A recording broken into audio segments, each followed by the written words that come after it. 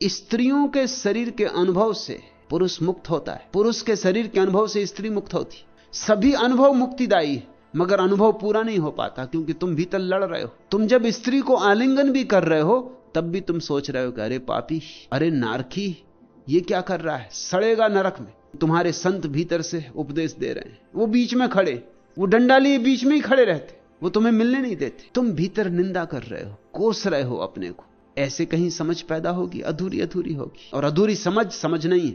समझ या तो पूरी होती है या नहीं होती, या तो ना समझ या समझ, इन दोनों के बीच में कोई पड़ाव नहीं है। तुम समझ को बांट नहीं सकते। तुम ये नहीं कह सकते कि अभी आधी समझ। आधी समझ का क्या मतलब होगा?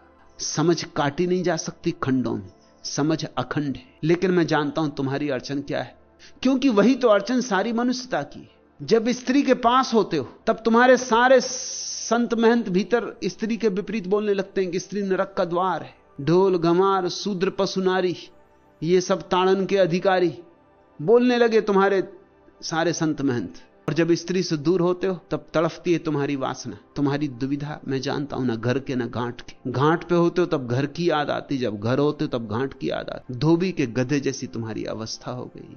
और ये ऐसा है, जो चीज मिल जाती है उसमें पूरा रस नहीं ले पाते, और जो नहीं मिलती वो मिलनी चाहिए, इसकी वासना सताती। जब अभाव रहता है तब मांग, और जब मिलती है कोई चीज तब उसे पूरा जी नहीं पाते।